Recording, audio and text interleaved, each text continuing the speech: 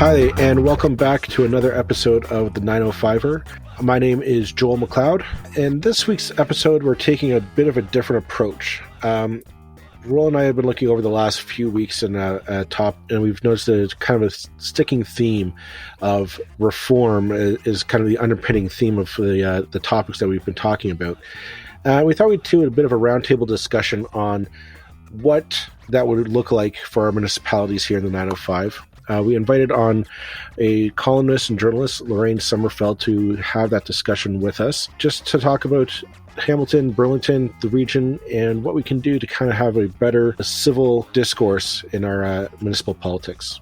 This is Roland here, just adding in a small extra that we had some technical problems this week, so the sound quality is not exactly the same as we usually try to achieve, so please bear with us. And we'll be back with some better quality sound, we hope, next week. Okay, well, I'd like to welcome Lorraine Sommerfeld this week.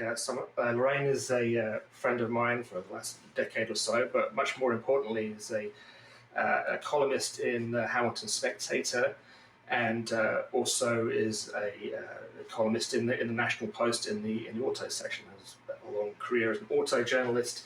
And if you haven't seen her column, Motherload in the Spec, then you should definitely check that out because it's fantastic and it's funny and it's entertaining and it's all true as well. I've seen it with my own eyes. So we thought this week we'd take a look back kind of over the last few weeks and have more of a kind of roundtable discussion with Lorraine about some of the context of how municipal governments work, which sounds super uninteresting apart from how so often they don't work very well. And we're seeing that in the moment in a few places in Ontario, most notably probably Hamilton, but there's also stories from other cities about, councillors behaving badly, I guess is the best way to put it. So, welcome, Lorraine. We first met on something called the Shape Burlington Committee back in, I think it was 2000, I always forget the date, I think it was 2010, right? Wow, okay. Like that, too long ago. Yeah. And we were both, I've since become a regular troublemaker at city halls. And I ran the other way, so yeah. We took different things away from that committee. You were the smart one, and I was an idiot. But we saw then what we see now, which is you and I were, I think, the youngest in the room, and we were by no means young, except that the disparity popped up immediately in mindsets, and there was a bullying going on. Like it was, so right then and there, the same stuff we're seeing now, but maybe more openly, was even happening at that level that long ago. Yeah, and we were probably slightly the bulls in the china shop, but that said, you probably worked as hard as anybody on the report that committee produced. And for those who don't know, it was a committee whose task was to try and improve public engagement in Burlington. There was a lot of bad feeling then about the whole pier situation in Burlington, where a bunch of money had been spent on a pier that was stuck and getting nowhere. And there was just a kind of unpleasant atmosphere at City Hall meetings, and it was an attempt to address that. And yeah, there was a sort of separation, and actually two of the oldest people on the committee, the two vice chairs, Walter Markovich and John Boych, were also actually two of the most adventurous in many ways. So it was like there was those two and us two who were kind of bookending. saying let's not half-ass this thing. Let's try and do something kind of exciting and maybe a little bit innovative, and a whole lot of caution as well from some other people who, anyway. So that was their experience there. Tell us something else, Lorraine, about some of the other experiences in that, because there were some really positive ones that we were involved in that seemed like something that city halls should be able to take advantage of. One of the things that I found most surprising was things that we thought would just bolt to the front being obvious were pushed to the back, and we were told to be quiet, basically. I wanted to go talk to high school kids. The grade 10 civics class, they're held hostage in there across the country, and it's taught by gym teachers who don't want to do it, and it's a wasted period for a semester every year for these kids. And I thought, oh, what a great opportunity to go help them learn the levels of government. Nobody seems to understand the difference between municipal, provincial, federal. We've seen that with the COVID stuff response, especially. But I thought, what a great opportunity to talk to kids. They can't vote yet, but they will vote, and they have parents who vote. We got pushed down.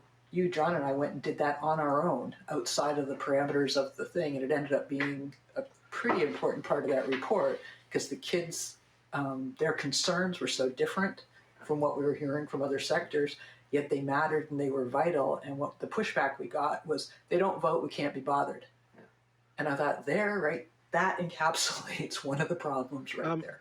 Isn't that, though, a bit of the problem with these advisory committees, is that they're given such a broad mandate to do something, but they don't necessarily have the resources to go and do it. Like if you're telling, hey, fix civic engagement for a city of 150, 200,000, 500,000 people, and you leave it up to 8 people in a room, and you're not working to try and grab people from the various demographics that make up your city. So forget trying to equity of male, female. If you're trying to get, like you said, Lorraine, age variant. So you have seniors, middle age, as well as like very young, and maybe not so voting age, but you're trying to get that going. Isn't that just kind of the Achilles heel of these things? Like why they're so useless and so pointless is that you just say, hey, fix this gigantic problem that's probably generations in the making, and we're going to give you 8 people on a board table and some donuts and coffee. Fix it for us. You're absolutely right. And I think this committee was huge, and it was spearheaded by 2 men with a ton of experience in this sphere, Walter and John, who were amazing. They were just phenomenal. And it was broad. And that's why I naively believed that because of those parameters, we could say, let's talk to younger people. Let's talk to people that are transit oriented. Let's divide up. There's enough of us. Let's be smart about this. This is how I attack any problem. Break it down into pieces. We send people off. I called the school boards. Will you let us come in? They were thrilled. Someone goes, we won't get into the schools. I go, we're already in. So I find there's a lot of defeatist attitude that comes in. Right. And that to me was surprising, because I'm not a joiner. I'll never run for office because there's so many skeletons in my closet. It just wouldn't happen. But I found it surprising in a really bad way that we have the resources and the abilities, because we've got really good people offering to go into the community in different areas, but you've got these naysayers who are telling you it can't happen, it won't work, we're not going to do it. And I'm back going, why then? What, I mean, just during the official plan process I guess it was only a year ago, when they were revisiting the official plan, I suggested to some people at City Hall to do the same thing. Go talk to some kids, go into the civics classes. Now, to be fair, I think a councillor or 2 did do that on their own, but on their own kind of, the city as a whole didn't do it. No. And again, it was like, well, we don't have time, we can't, but and it's like, all you have to do is pick up the phone. And just to illustrate the point of how important that is, that it's not just taking, hey, we talk to young people. The issue that was raised at the classes we went to was transit. Every kid that we spoke to was like, transit in Burlington sucks. We can't get anywhere. We can't go to the sound of music. We can't, when we do catch a bus, it's expensive, but they're so irregular. Now, what has Burlington been was going in the opposite direction at that time, of cutting budgets and reducing services. I mean, it went down this kind of 8-year rabbit hole of going in the wrong direction with transit that they're now trying to unpick. If they'd actually spoken to some kids then, they would have had a completely different perspective on what the priorities of the city were, mainly the people who actually use transit. And it's all written in that book sitting on the shelf, getting dust, like we can get all the info for them. I kind of, on that note, maybe that's a segue into the kind of broader topic of like why our councillors are behaving badly, is that they're not getting the feedback, or citizens aren't given the chance to give proper feedback, or just to have their feedback feel appreciated by the decision makers at our city councils. Well, I feel so, and I've been through a Shape Burlington process kind of twice now, and I have to say I both times I've come out feeling very disappointed. I think, to be fair to people, which I really try to be, there's a lot of good intentions that just go horribly wrong. Mm-hmm. I was, people join these committees in good faith. The people who put the committees in place do so in good faith. But like you say, the terms of reference are either completely unmanageable and they've got $100 budget for the year, or the terms of reference aren't even used because everybody forgets that they're there. The committees go rogue, they go wandering off into territory they're not meant to be in. Some go rogue and don't do anything at all. And I've seen this time and time again, and it's very frustrating. In Hamilton, we have a situation where we used to see this in Burlington too, and it has definitely changed. It's not the same. But where people who go to council to provide their opinions, which is the main tool is delegation, where you actually go and speak to council at a council meeting, basically get a mouthful of abuse for their troubles. And there's a couple of people on the committee, on council at the moment, who seem to be particularly abrasive. Yeah. See, I think what's happening in Hamilton, and actually a lot of these councils, when you spoke about why are they behaving badly, I think we're seeing a reflection of the polarization of politics in general. And we've lost this ability to cross the aisle, go back and forth. And when my kids were younger, they're older now, they'd say, well, if they've got a good idea on this side, how come they can't acknowledge it's a good idea and work together? I go, you're talking about the olden days, guys. That's when nobody feared the other party getting in. And now we're at the point where they're going to torch down a country out of fear that the other side will get in. And I think this is reflecting at a very junior level the same kind of intensity in a negative way. People are protecting their quarters. Yeah. And right. There's also the onslaught. If we can't delegate and have citizens engaging, they're going to go to social media, and it's not going to go away. Well, social media, yes. On that note, Lorraine, it should be noted that in the media, they were reporting that what's happening in Hamilton, a lot of it is due to social media.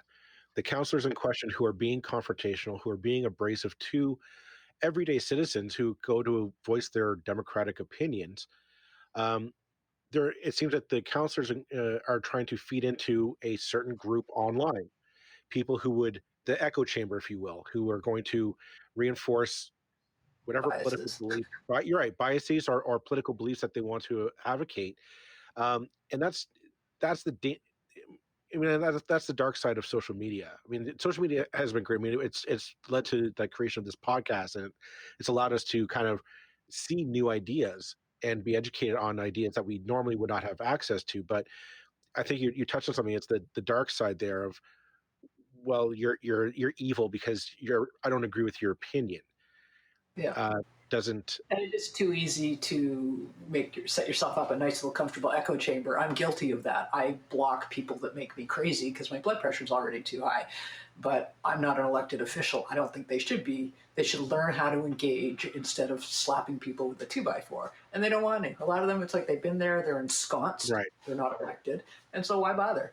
I've had it my way this long. And there's something that they all seem to develop over time, which is this feeling of how dare you challenge the office of councillor and this esteemed institution, this kind of stuff. There's an entitlement there. Yeah, and it's like, no, you're at the bottom of the pile, not the top. We employ you. You work for us.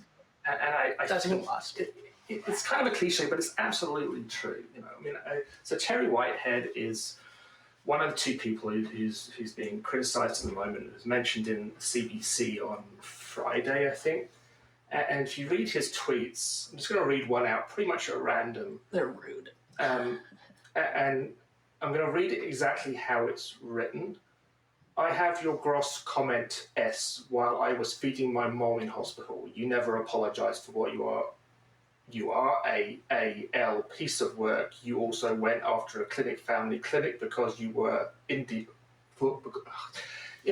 can't even read it. It's illiterate. It makes Donald Trump look like a literary genius. And quite apart from the issue, I don't know what the issue is here. Maybe he's right. Who knows? As a councillor, you just shouldn't get into that kind of stuff. You are going to get criticised as a politician. Everybody knows that. Well, some of it will not be put in. Job. That's the job as an elected official. I've always believed that if you get elected, whether it's to municipal, provincial, federal politics, you should go in there with an agenda. You have an idea of after my term is over, I want to have changed my part of the country this way. And the idea is that you run in that campaign, and everybody says, "Yeah, I like your ideas. I want to vote for you. I want you in there to do X, Y, and Z," like you said. The problem is, I think these councillors get away from that. It turns into the job itself is the goal. They want the accolades and the prestige that comes with it, because there is. I mean, everybody gets that, but I think part of the trade-off is you're right. You have to be open to criticism, and you have to be open to the fact that your plans don't necessarily go according to plan. There are a million different factors that go into it. Budgetary concerns, a pandemic might hit, right? And your plans just go off the rails, and you have to be willing to feed that criticism and be able to say, yeah, I fell short. I failed in this. I'm sorry. This is why we're going to fix it.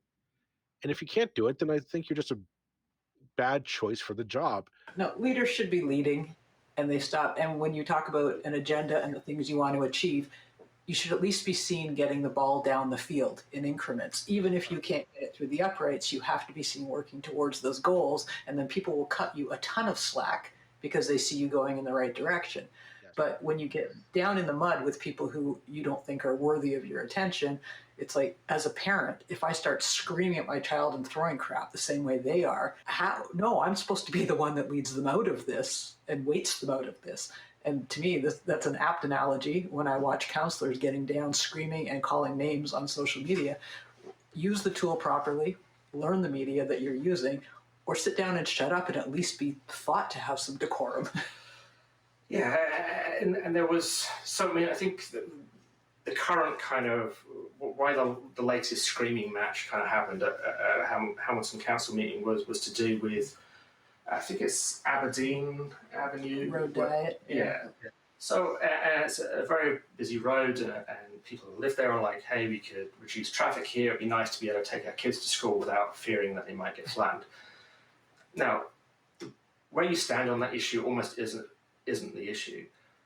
But what we have is councillors who know that the people on that street are people they can frankly ignore, given the much stronger opinion there is amongst other people in their wards about being able to get to work without being delayed and inconvenienced. Right. So it comes back kind of to what Dave Meslin was talking about last week, where you only need to appeal to 30% of the electorate, and you can be as rude as you like to the other 70. It doesn't matter. 70%. So where did we get there? You could be as rude as you like. Yeah, this is crazy. I think that's just. I'll be honest. I think that's just them as a person. In previous lives, I worked frontline retail, or I worked in at Tim Hortons, managing at Tim Hortons for a friend of mine, and I always say, you can see who people are by the way that they treat those they think they can get away with it. Yeah.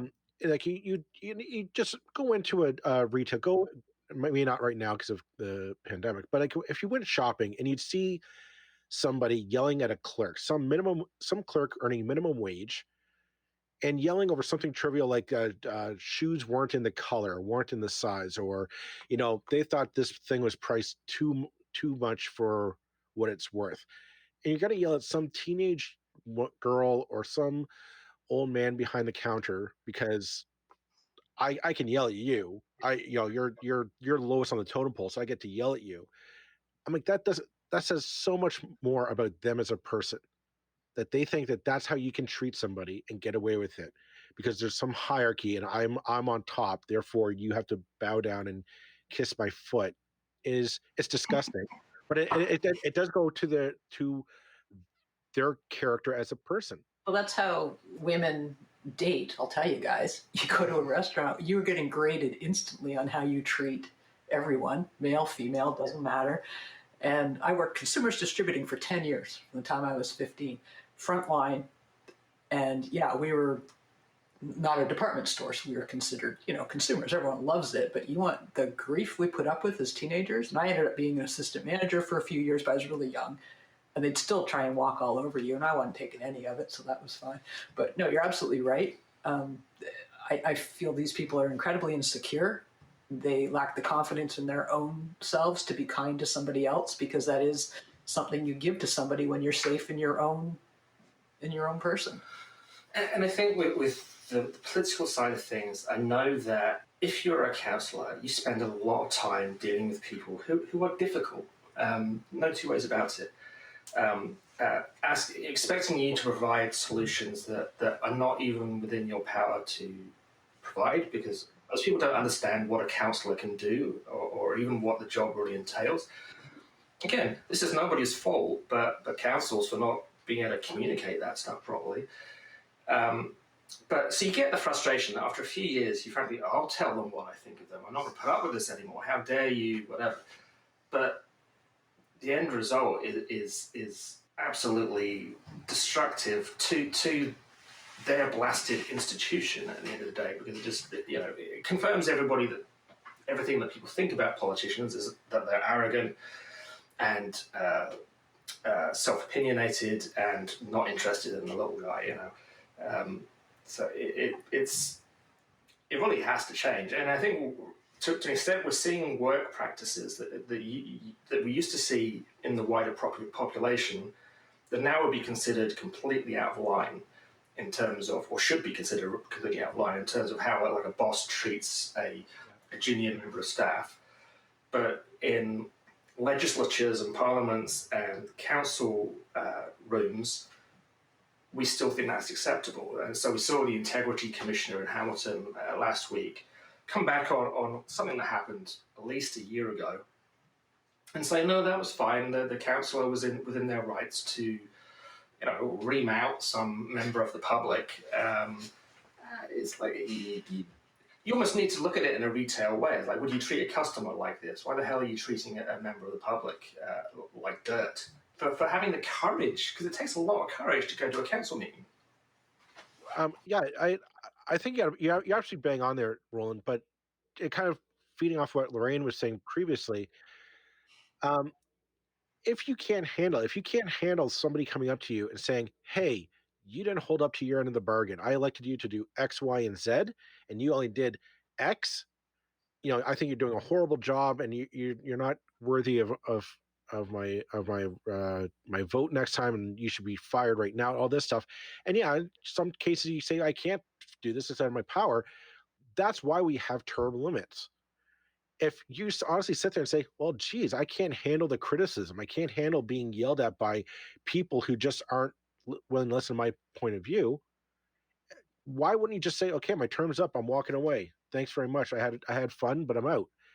And I think it goes back to what you were saying, Lorraine, is that these people are so insecure to be able to look at themselves and say, this job isn't for me.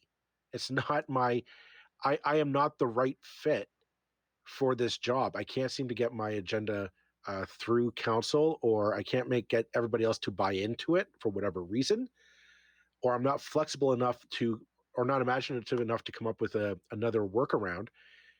Sometimes you have to look at it and say, maybe you're just not the right fit for the job. Like we've all had jobs where you sit there and say, geez, this is not me. I am not happy here. Yeah, but they won the popularity contest. They got elected.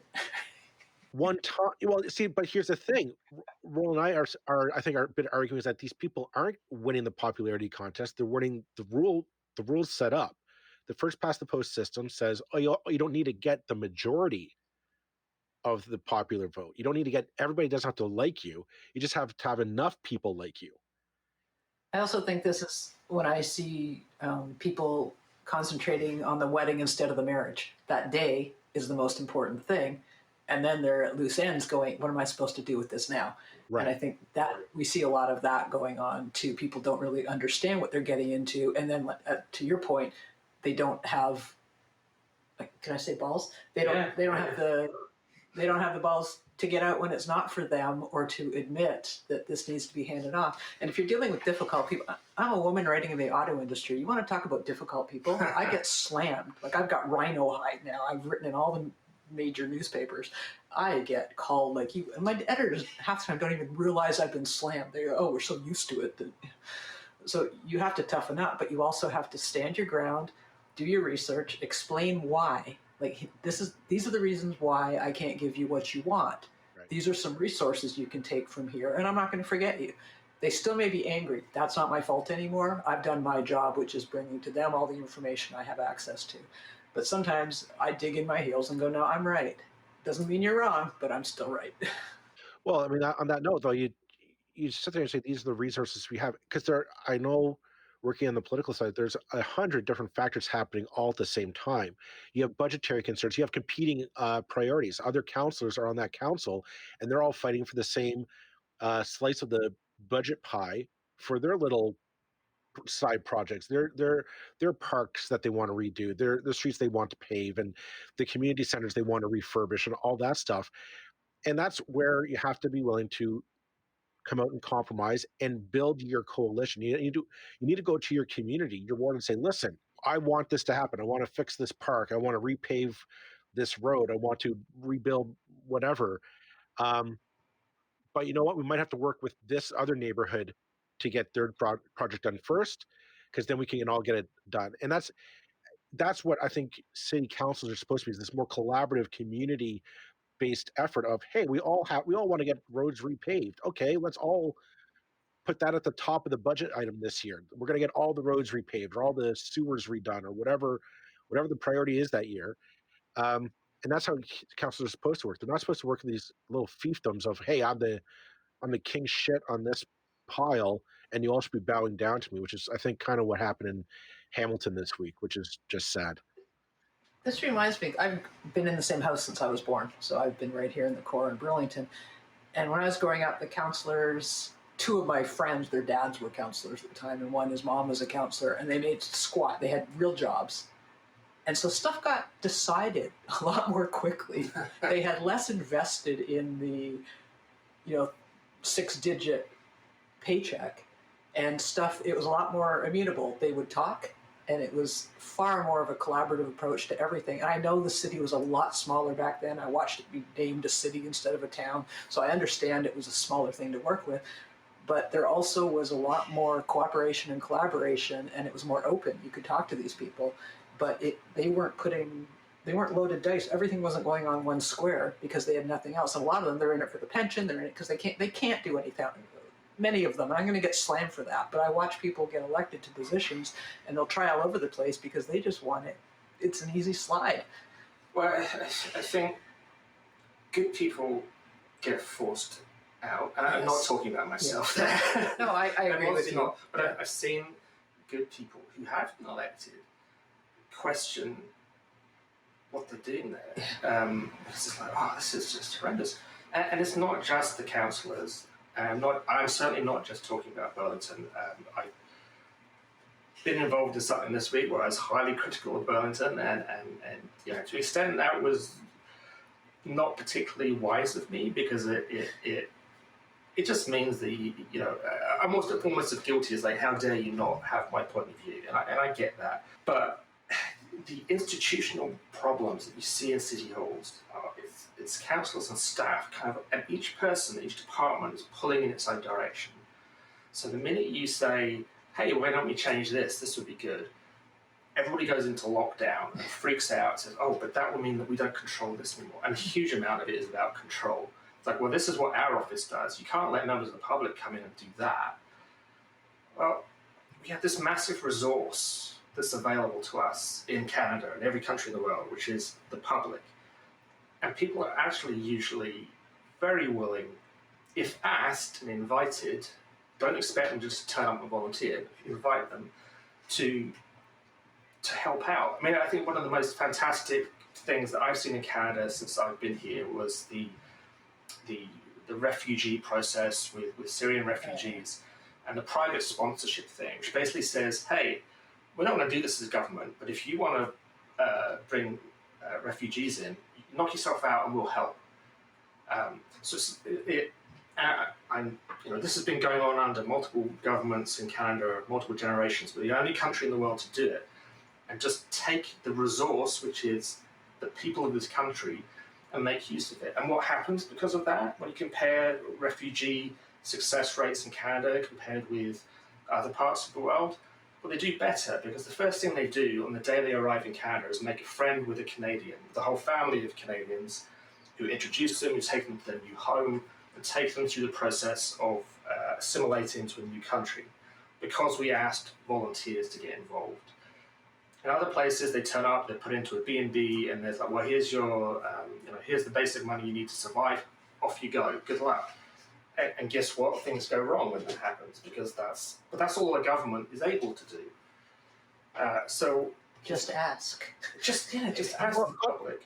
I'm going to play devil. I'm going to, for shits and giggles, I'm going to play devil's advocate for against you.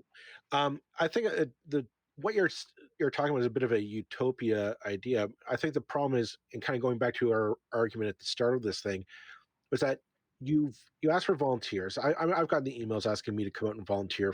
Do you want to sign up to become a part of a citizens committee or whatever have you?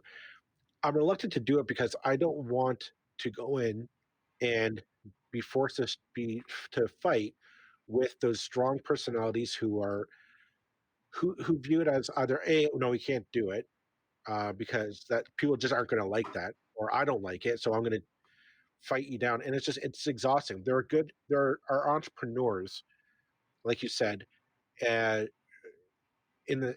our communities who are looking to just, I want to engage. I want to start an initiative to revamp stuff. And the problem is, there's all these barriers, and nobody steps in to really knock them down. You're told, go to this committee, present it to this committee, and you go and you're told, well, you can't do it. That's stupid. There's no money for that. This is the way that we've always done it, and that's the way it's always going to be. That's the catchphrase. That's the way we've always done it. Right, and then after a while, you think, well, you know what? I got a life to live. I got a job. I got a job to work for. I got a family to provide for. I'd rather spend time with my kids, or I'd rather spend time with my friends than going down and fighting with Betty Ann and Johnny Joe over how to spend tax dollars. That's I think where it comes down to, is that people they have the ideas, but they're tired of having to fight to get them through. It's a good idea. People like it. Why don't we just do it? I think the other thing is, most citizens, and I am primary among them for this, I don't really pay a lot of attention to what's going on until after the fact. Yeah. I'll see those big whiteboards for developments go up 3 blocks from my house or something, and unless I'm out looking and I stare at it, but I don't really read the post that much. It's where I get my flyers and stuff, as we all know. But news has been splintered, so we don't have this primary source that everyone used to read the paper every day, the local paper. Now that doesn't happen. But I don't really know what's going on until it's happening. And I'm not an idiot, and I'm not disengaged, but I'm tired, and there's a lot of things competing for my attention and my dollar. And when I have tried to engage, it's been really dispiriting. So most people like me will quit after one go at it. And again, I'm not dumb, but I do go, well, you know what? I have other things that really need my attention more, especially right now. So the thing of it, if you do ask people in, it has to be very carefully focused what you're asking them to deal with. Don't ask people in and say, hey, we're all going to have a nice chat about things and we'll listen to you. Right. Because that's just a recipe for disaster. Again, with the taking the refugee thing, it's like, here's a function. We want you to do one very simple thing: pay for refugees to come here and then support them for a year after they arrive. Simple. Do it. It works. With committees on, trying to think of an example. The narrower you can focus it, the better. But then once having focused the what you're asking your citizens to do, having set a very carefully set out objective, then actually give them the power to, don't then say, okay, well, thanks, we gave you this thing, but and we said we'd listen to you, but we listened and we don't really like it. So go away. No, you either don't do it at all or really do it. Well, on that note, Roland, city council should really be jumping on that idea, because it will cover their ass on so many things. Absolutely, yeah. And because how many times, if you want to, even if you're just talking about, redoing a road, or let's talk about, say the big items of development, putting in high-rise apartment buildings, which, that's a hornet's nest that no council wants to deal with. But if the idea is, listen, we got to do some kind of development. People need to live in our city, and we want them to live in nice places. So getting a group together and say, what, we can't say no development, but we have to say something. Let's think of what we would like to see, and what are some ideas. Come up with some guidelines, some ideas that we can say, this is how we want the city to look like. More green space, more technology, whatever have you. But you do that, it's easy for a councillor to say, listen, we've spoken with people. I've spoken with Roland, I've spoken with Lorraine, and they're on the committee, and they've spoken with people in their neighborhoods, and people really seem to hook onto this idea. Let's see if we can push this through. And you can invite those people to city council to say, or to a council meeting, and say, hey, can you delegate, present your idea? That, because I think everything just comes down to this combativeness of, oh, my little fiefdom is being threatened, and I don't have to reach out and build a coalition. And the idea is kind of that old classical idea of democracy, of just the free exchange of idea, the free marketplace of ideas, of just, hey, I never thought of that before. Let's try that. What I found remarkable, we were talking to the high school kids a couple of years ago, and when I talk around our table to my kids' friends and everything, is when they're presenting their ideas and talking about what they would see as a good city for them and the things they would like to have, they're not weighted down by what's already happening. There's no politics in it. There's no, it's just wide open, pure ideas. And they put in things and you go, wow, that's a great idea. We dismiss a large chunk of this population because they don't know all the rules, because they don't know how to be combative and make their voice the loudest, so they don't bother. But sometimes this new perspective can come from a place where they don't have a hidden agenda. They don't have anything except we think this would be cool. It's a functionality, right? They're looking for the functionalism of a thing. They're looking at Burlington Transit. I need it to get me from point A to point B in the least amount of time possible. How do we do that? And that's something like, I don't think that's limited to just teenagers. I think that everybody would love to get on public transit and say, hey, I can get from my home to Burlington Mall or Mapleview Mall or wherever it is, and I know it's going to get me there in record time flat. But I mean, I know a specific counselor, and for years, this counselor's idea has been, well, no one takes it, therefore we don't need it. So he's playing chicken and an egg with the whole thing, which is wrong, because there's a lot of this population that would depend on transit if they could, but they can't. Yeah. And so we've got a subset of people who can't earn what they maybe could. They can't reliably be at a job. They can't do things. And that's a huge disservice to your entire tax base, if you want to look at it that way. And that makes me crazy, except the one interest of this one person, he looks up, decides, that's what I see, therefore that's what it must be. And that... I'm always talking about, it's a classic with transit. I'm sure this came up in the whole LRT thing in Hamilton. It certainly has come up in Burlington. It's come up right across every city in the 905 has had this. Transit and cycling. Well, there are no cyclists, so we don't need cycle lanes. There's nobody's taking the bus, so we don't need buses. Right. If you provide a crappy service, no one will use it. That's what you've done. You've provided absolutely the worst possible level of service, and then you say, hey, look, self-fulfilling prophecy. Fewer kids are getting their licenses now. Car sales are not going to the younger generation. They're opting out. This is going to change. We might as well set up our cities to be adaptive to this, because these are the numbers. They're not getting licenses. It's kind of been the theme that we've been focusing on the last couple episodes, because we had Audra Williams and her partner Haritha on about why people in Toronto are moving out here. And in a lot of their cases, they're looking at, public transit. As you said, Roland, a lot of them don't necessarily have cars, and that is limiting in some cases, where you go from like a Toronto center where everything is very tightly packed to, Burlington, Hamilton, where everything is assumed. No, you just got you're expected to get in your car and drive halfway across the city to go grocery shopping.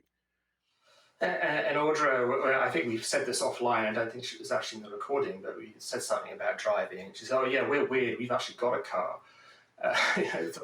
Anybody under 40 in Toronto doesn't drive. I mean, a lot of people over 40 don't drive because it's actually a hell of a lot quicker to use transit. We saw in Kingston and actually Brampton is another example of this, of cities that actually really set out to invest in transit, to make sure the routes were going in the right places, to make sure it was going at the right time. And also, particularly in Kingston, had this fantastic project where they basically let kids ride free on any bus in the city. And they did that in concert with the school boards. So they would actually have training day where they would train children how to ride the bus. Mm-hmm. And it absolutely Kingston used to have as little ridership as Burlington. As a city, approximately the same kind of size. It's a different place. It's got a university, but basically their system was not used. In Burlington, our system is not used. And within a matter of a couple of years, it doubled, quadrupled, and they were going up by like hundreds of thousands of rides in no time, just because they got smart about how to do things. If you build it. Yeah. But see, that's where you could bring that idea to an advisory committee, and it would get shot down. There'd be somebody else on the committee. Oh, we can't do that. We can't trust kids, and that we're primarily a senior population. We can't do that here. And that's just the attitude that you just why do I bother?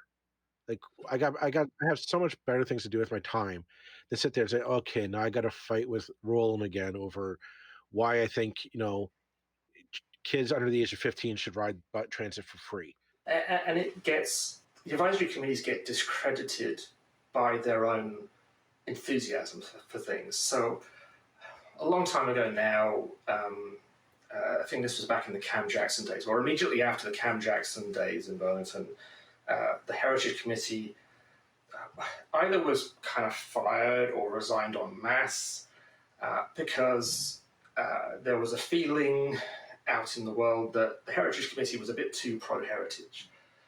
Same has happened with transit committees in Burlington, that they've renamed them, they've moved them around, they've called them different things, because the transit committee tended to attract people who were really keen on transit, and the council really, really wasn't keen on transit.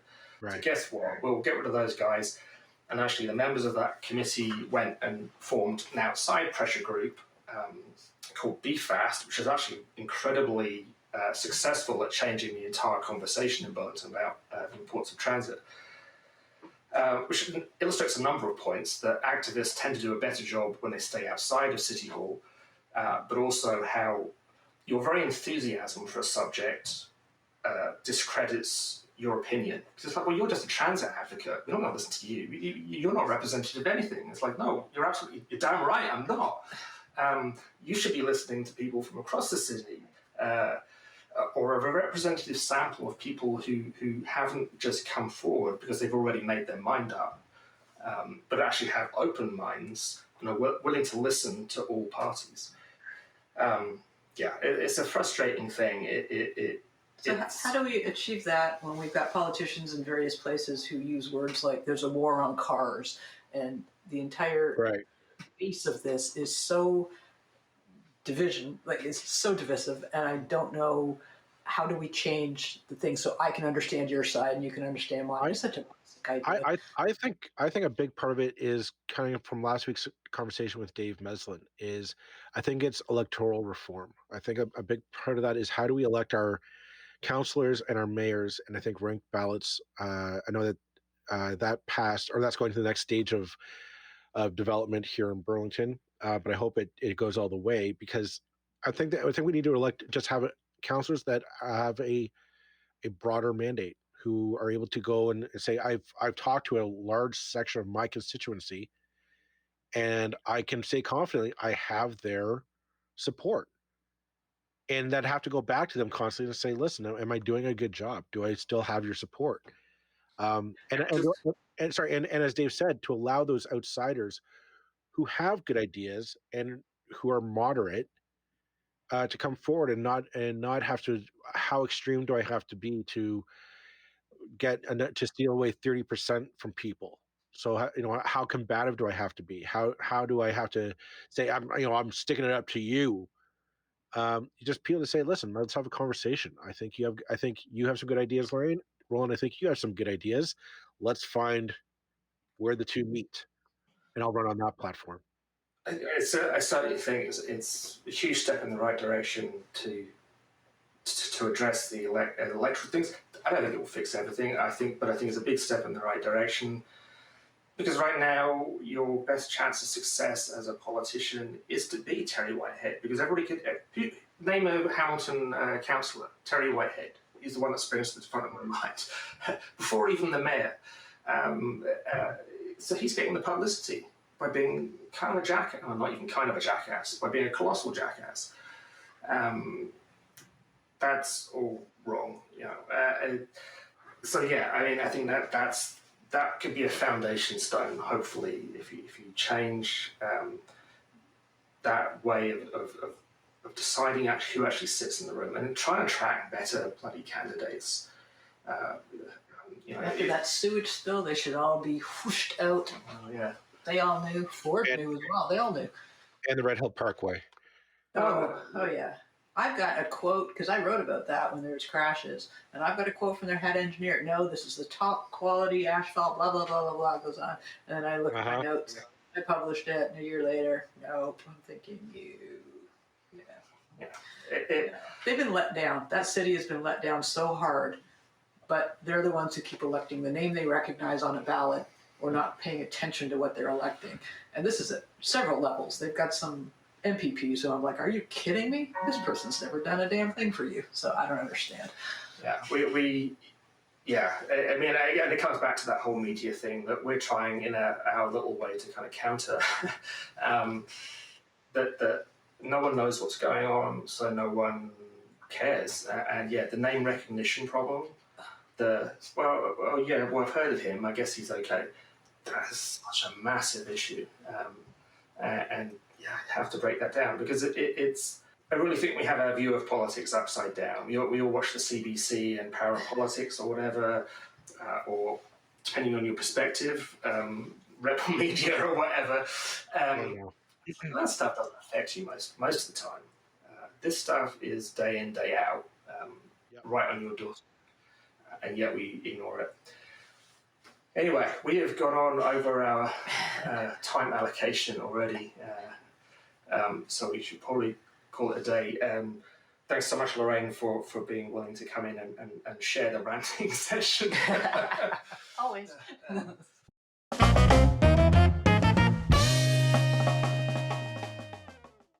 Well, thanks so much, Lorraine, for coming on and taking part in the conversation this week. Now, at this point, I have to admit that our sound problems really came to a head, and my part of the conversation in the final part of the podcast this week isn't actually usable. So we've got Joel's conversation and a whole lot of crackle from me. But never mind, I'll see if I can salvage anything from the wreckage, and I'll promise that next week we have some better sound for you. In the meantime, over to Joel. The CBC was reporting that there was 2 Donald Trump supporters who were able to break quarantine in Milton, Ontario. The Uline CEO and corporate team visited their site in Milton, and where the Halton PD apparently was called to investigate a violation of quarantining. The question of how they got into the country and how they managed to sneak out of quarantine are questions still up for debate, and I think are under investigation. But it does beg the question of what kind of people are coming into the country to say, oh, I don't need to obey quarantine rules. Mostly, I mean, these were Donald Trump supporters, and big time Donald Trump supporters. We're talking billionaires who are doing this. So I'm kind of not surprised, but at the same time, I'm kind of like, why did they even get into the country? I'm looking at the story right here, and it was Liz Uline, who's the 75-year-old president and CEO of Uline, which is a Wisconsin-based retailer of shipping, packing, and janitorial supplies. They're pretty big. They have a pretty big operation up in Milton and in Mississauga, if I'm not mistaken. But from the story, it appears that they just flew into Toronto on their private jet into their private airport that's part of Pearson up there, and then just kind of walked into the country. Apparently, under and the federal order in council, only 4 cabinet members, the Minister of Foreign Affairs, the Minister of Public Safety, the Minister of Health, and the Minister of Immigration, as well as our Chief Public Health Officer, can give exemptions for the travel ban and the closed border ban to come in and out of the country. All 4 cabinet members and the Chief Public Health Officer have denied granting these people exemptions. So the question is, how do they just walk in? They say that they got exemptions, but who knows? Now, these people are also known to be anti-maskers and very much anti-COVID restrictions in the United States, and they're very much vocal and supportive of the Donald Trump administration's activities there. So I'll leave that for our listeners to conclude what kind of people they are at that point. But that, I mean, the question does arise, like, how do these people get in? How do they get in, and how do they manage to go about their business as if nothing was wrong here in Canada? That's all I have for this week. I'm going to leave it there for this week's episode. I'm going to say thank you for listening. Feel free to like, share. Please give us a 5-star rating on Apple Podcasts or Spotify or wherever it is that you're listening. That helps us with our ratings and our approval on those apps. As well, you can find us on social media. We are 905er on Facebook, Instagram, as well as Twitter, and as well as LinkedIn now. And if you have any questions, comments, suggestions, or just want to talk with us, please give us an email. We're at info@905er.ca. Thank you very much, and we'll talk to you next week.